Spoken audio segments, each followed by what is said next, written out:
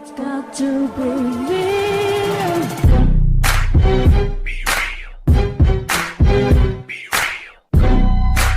This is Sherry Abbasi for Be Real Boxing. I'm joined by the wise guy, Frank Buglioni. Frank, how you doing, man? Yeah, very well, thank you. Cool. So today we're at the press conference for Eubank Jr. versus Spike O'Sullivan at the O2 Arena. And Frank, obviously, this is a close personal fight for you as well, because Gary is obviously a close friend of yours as well.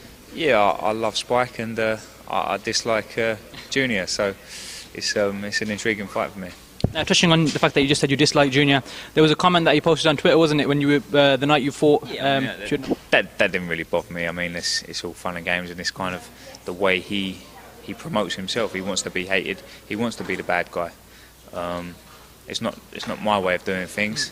What people think of me, kind of, it matters to an extent if I do the right things. Whereas for him, he wants to rub people up the wrong way, get under their skin, and have people buy tickets to come and see him lose. So that's fair enough. So no, I've got nothing against him for that, but his general attitude and the way he goes about things, I'm not his fan, let's put it that way. So you're not a fan of the way he operates, basically? No, I'm not at all. That being said, you need your good and bad. Of course.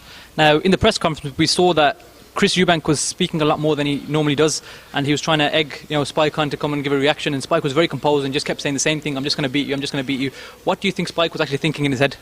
I think Spike had a lot of things he wanted to say and a lot of things under his breath. But the way I see it was Chris Eubank was trying to trip Spike up, but he tripped himself up because he was referring to him as Gary. And then he turned around and referred to him as Spike towards the end of the press conference, and Spike said, well, you need to make your mind up, and it kind of, he didn't know what to say, but Spike's very sharp, he's very witty, and he's a clever guy, he's an intellectual. So I think Chris Eubank, he's got something rehearsed, it's kind of set, but he's not off the cuff, whereas Spike is. Definitely. Now, in this fight, we have seen that Spike is considered the bigger puncher, and he's got obviously a higher knockout ratio than Eubank. Yeah. Do you see this fight going to the cards, or do you think it'll be a stoppage? I think it'll be a stoppage in the, obviously, Spike's favour. Now, as well as that, we've got this, the incentive to win the fight is obviously to go on to face the winner of Daniel Jacobs versus Peter Quillen for the WBA World Middleweight Championship. Who do you think's going to win the fight between Daniel Jacobs and Peter Quillen? I'm going to go with Peter Quillen because I've seen more of him, and I've seen him operate at a high level. Obviously, Daniel Jacobs is a good fighter, but he was knocked out spectacularly, weren't he, by was it Pirog? Pirog, yeah, Dimitri Pirog. So there's, I mean, if I'm thinking in a way that for Spike, you'd want Daniel Jacobs to win, come through, and then to have a tear up with Spike, and then Spike knocks him out because he's got the suspect chin. Yeah, of course. So yeah, that'd be my thinking behind it. But either way, I think Spike's got to beat him of all three of them. Now, yourself, you fought Fedor Chuvinov for the WBA World Super Middleweight Championship back in September. Unfortunately, you came out on the losing end of the fight, but you put on a valiant performance, and the crowd was completely behind you. What did you take from that fight afterwards? Well, first and foremost, it was a great night, great experience, and it lives on in my memory. To have all those people, the thousands supporting me, was fantastic. But it's a learning curve, isn't it? That fight, I'm only going to come better off the back of it. It was a good performance in terms of took the shots. A lot of things that I was practicing in the gym were working and paying off. And I think if I hadn't have trained as hard and learned as much as I have done in the previous year, then I wouldn't have got through that fight. So yeah, plenty of positives, and I'm excited for my return. Now, there was a point where you actually knocked him down in the fight. I think it was right on the bell, so it was you couldn't. I think it was on the bell. I think it was a little bit unjust by taking a couple of points off me, but it wouldn't have changed the fight too much, but would have made the scorecards a little bit closer. Because it seems that one punch you actually hurt him, because afterwards you managed to jump on him a little bit, but then. Yeah, he was definitely hurt, and to know that I can hurt a tough guy at world level is very comforting. I caught him with a good shot. He kind of recovered over the minute interval. I come in and tried to stick it on him.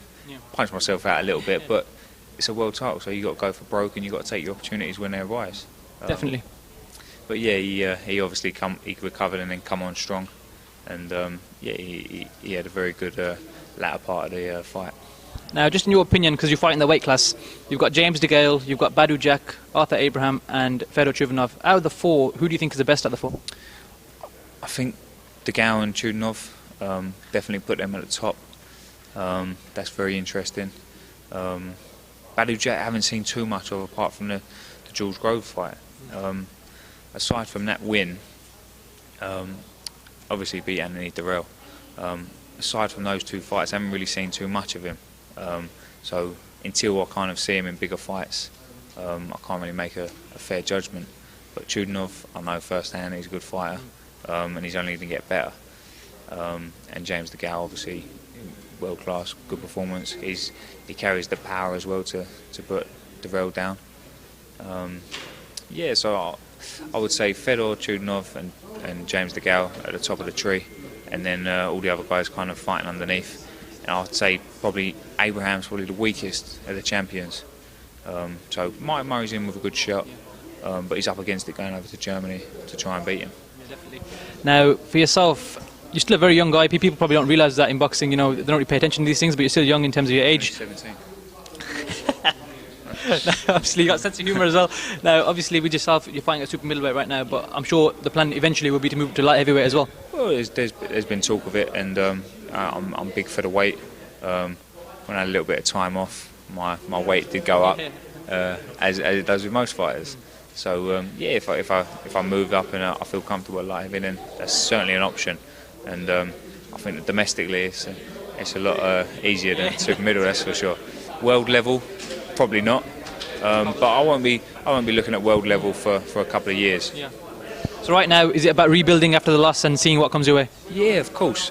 Get some experience, go and have some good quality sparring, do some hard training, and yeah, go from there. And finally, before we finish, in 2 weeks we've got a very, very big fight in both physical terms and in general, Tyson Fury and Vladimir Klitschko. Yeah. Who are you picking for that fight and why? I think Vladimir Klitschko. Again, Tyson Fury's going away. Klitschko's going to be the best by far that Tyson Fury's ever faced. That being said, Tyson Fury's a big man, and it'll make a difference for Klitschko not punching down on someone. But he's a great champion, Klitschko, and they may think they got their timing right, but who knows? If he's aged and they've got their timing right, then great, because Tyson Fury will come away with a win. But if not, and we see a Klitschko with still a little bit left, then I think Klitschko gets the win. So are you picking points or knockout?